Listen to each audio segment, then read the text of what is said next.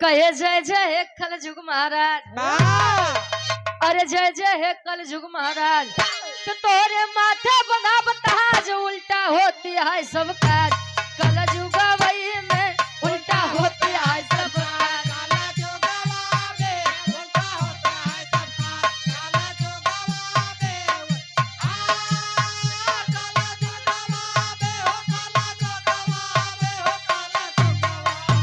उल्टा होती है सब काज।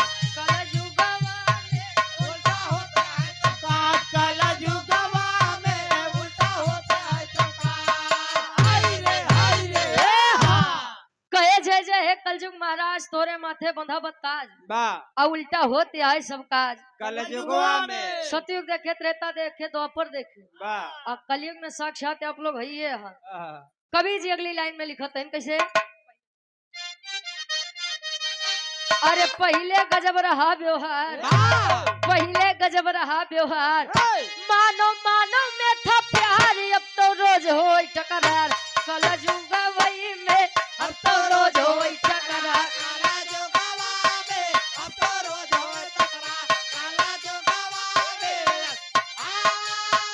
कल जुगवा में हो कल जुगवा में हो कल जुगवा में अब तो रोज हो टकरार। कल जुगवा में अब तो रोज होई तकरार। कल जुगवा में अब तो रोज होई तकरार। हाय रे हाँ। पहले गजब रहा व्यवहार। मानो मानो में था प्यार। अब तो रोज हो टकरार। कल जुगवा में पहले के लोग आजो मिला थे तो भैया राधे श्याम सीताराम जय जय राम जय राम। आज वाले कहिए नमस्ते। कुछ नहीं समझते। अब तो हेलो हाय अभी रस्तों में बाय। बीच में चाटे छाटा नहीं टाटा। ए भैया पहले के लोग दुख और सुख में कामे हो भैया। आज इनके कामे हम होते तो हमारे कामे यही है। लेकिन आज के समय में कहाँ अपना काम बनता तो भाड़ में जाए जनता। हमार काम निकलिए जब इनकर देखा जाए।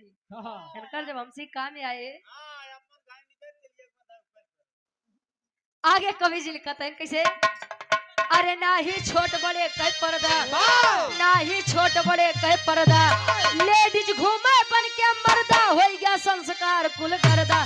कल जुगा वही में हो गया संस्कार कुल करदा।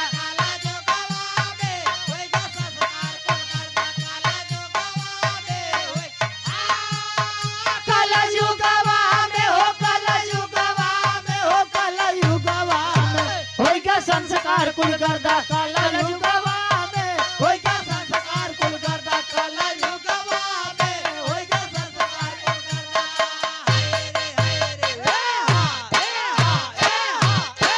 बस ना ही छोट बड़े के पर्दा। लेडीज घूमे बन के मर्दा। हो गया संस्कार कुल करदा। कल जुगवा में पहले के देखा था लड़कियां देख रहे कि बगली वाले काका जाता तो ना सब पता ही लेरा फेंक के खड़ा हो जाए। ऐसा काका दादा हरे बतावत है। आज के लड़का देखे रही अगर बगली वाले काका जाते हैं तो जेबक में रखे हैं तब वो निकाल के खाए लगे। काहे कस हो तोरे बगलिया वाले काका जाते हैं डराता नहीं। कहे ना उनका ना डराई जे हमका खियावत है पहिरावत है तो है ना का काका रे डरा पियरिया बाबा का। अच्छा पहले के तो वही अपने ससुर के नाम न ले। अपने जेठौत के नाम न ले। अपने दुल्हा के नाम न ले। आज के जनरेशन के कोनो लड़की बढ़िया ग्रेजुएशन की है एमए पास हो गया। शादी ब्याह कई के तो पुराने समय के सासू माई जब मिले तो जाए के सोचा भाई कि देखिए मेरे पतोहिया के कुछ गुण सहुर बा कि नहीं। गई कहीं पतोहिया रे तोरे बाबू के चाय बहुत पसंद बा। का बूढ़ा अम्मा जाते बने लिए उते पी लिया जाते एकदम मजा अब दुल्ही नहीं नहीं रही कैसे अम्मा।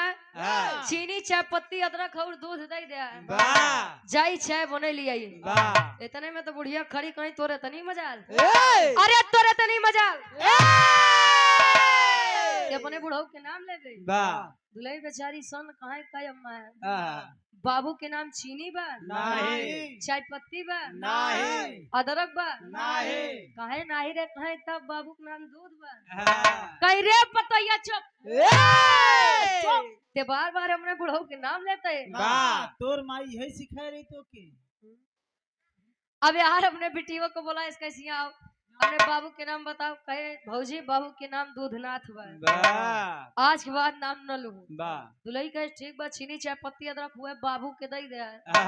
जाई चाय बने लिया। वाह गर्मी के मौसम रहा ने, सुबेरे के रखा दो, जब रात में गैस पे चढ़ाए दूध गरम बा तब ले दूध फट गया। वाह अब पतो है अंदर से आवाज दत बा, अम्मा आहा। ए अम्मा अम्मा बाबू फाट गए।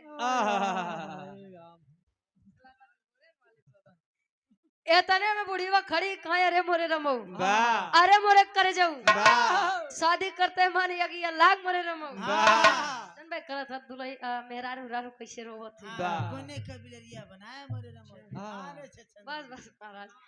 अब यार दुलई रोवत बा, दुलई सोचत बा अरे यार ये अम्मा काहे रोवत यार, वाह कही अम्मा चुप चुप ओ बाबू नहीं फटा है।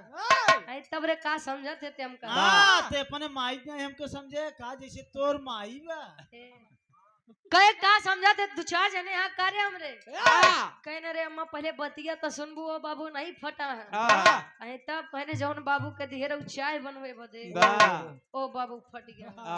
हाँ तो जान ले सासू माई हेरे कम नहीं होती, पहले बड़ा सता होती ना, जब उनकर समय आई आराम करे हमरे इस पतो क्यों ना दे। सात दुश्मन हाँ सात दुश्मने के न दे। यह कलयुग में का होत भाई आप लोग जाना था। आखिरी भाव आखिरी लाइन में बा, ओकरे बाद हमारी तरफ से कार्यक्रम समापन बा।